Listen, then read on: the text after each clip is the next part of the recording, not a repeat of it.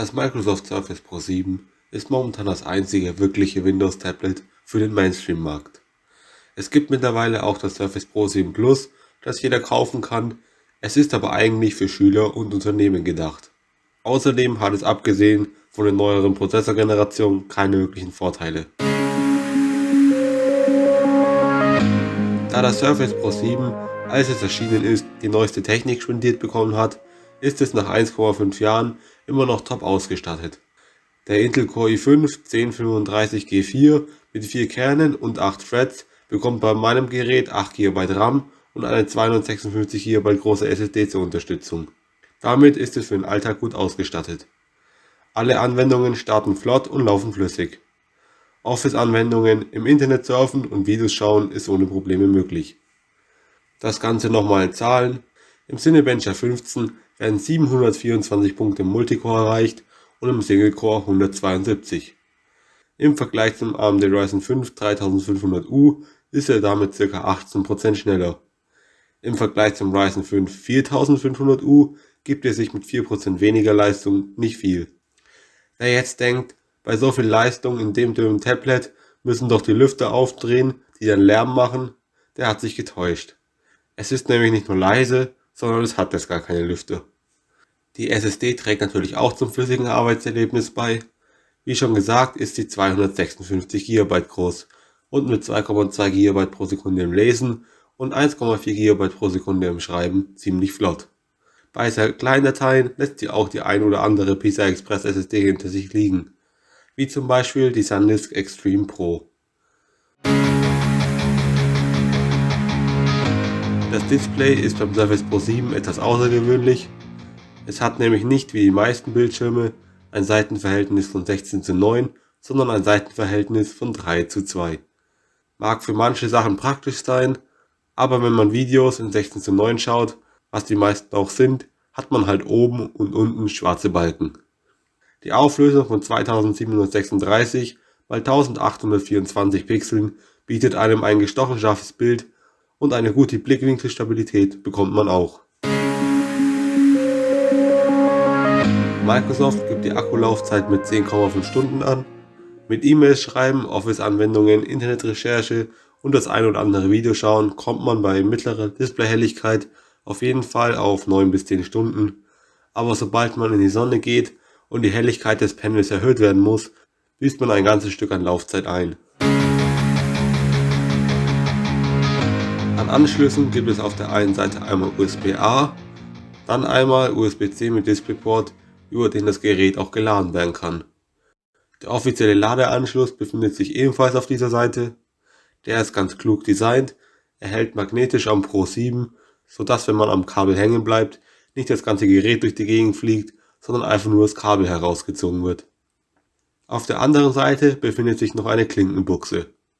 Unter der Klappe auf der Rückseite kann noch eine SD-Karte eingesteckt werden, um den Speicher zu erweitern. Für drahtlose Verbindungen stehen euch WLAN und Bluetooth zur Verfügung. Als Betriebssystem kommt natürlich Windows 10 Home zum Einsatz. Eine Testversion von Microsoft Office ist auch installiert. Was ich aber nervig finde, ist, dass es sein kann, dass es in gefühlt allen Sprachen installiert ist und es muss nicht sein. Microsoft wählt dieselbe Strategie wie Apple: Produkt verkaufen und das Zubehör einzeln nochmal extra verkaufen. Spezielles Zubehör für das Surface Pro 7 wären das Surface Pro Typecover und der Surface Pen. Zum Typecover: es ist hochwertig verarbeitet.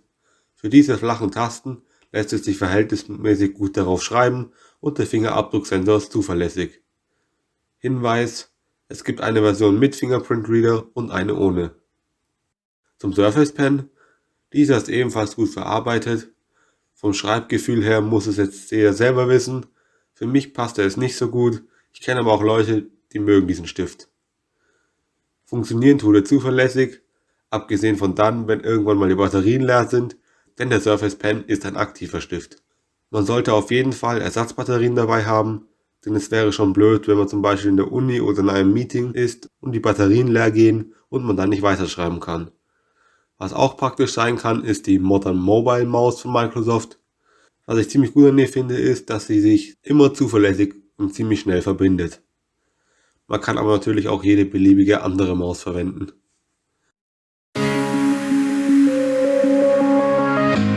Die 256 GB Variante mit Intel Core i5 kostet momentan so um die 930 Euro. Ob der Preis angemessen ist, das kann man nicht so einfach sagen, denn es gibt quasi keine Konkurrenz zum Surface Pro 7. Wenn man mal mit Notebooks vergleicht, dann ist es auf jeden Fall teurer.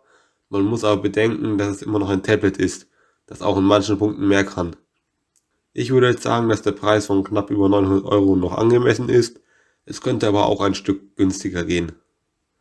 Für das Zubehör kommen nochmal 65 Euro für den Stift und mindestens 100 Euro für die Tastatur dazu.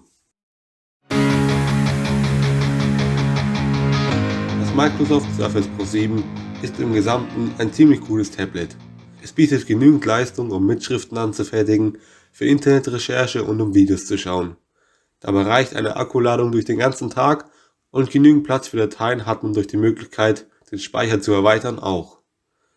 Was ich ein bisschen schade finde ist, dass es nur einen USB Typ C Anschluss mit DisplayPort gibt und nicht gleich Thunderbolt 3 unterstützt wird, vor allem da es nur einen weiteren USB-Anschluss gibt. Was absolut nicht geht ist, dass Office in sämtlichen Sprachen installiert ist und man dann alles selber deinstallieren muss. Auch im Preis könnte sich noch was tun. Ein praktisches Feature möchte ich auch noch erwähnen. Am beiliegenden Netzteil wurde ein USB-Anschluss integriert, sodass man, um nur Geräte zu laden, nicht einen der wenigen Anschlüsse am Tablet belegen muss. Für die Zukunft würde ich mir auf jeden Fall mehr Alternativen von anderen Herstellern zum Surface Pro 7 wünschen, denn Konkurrenz belebt den Markt.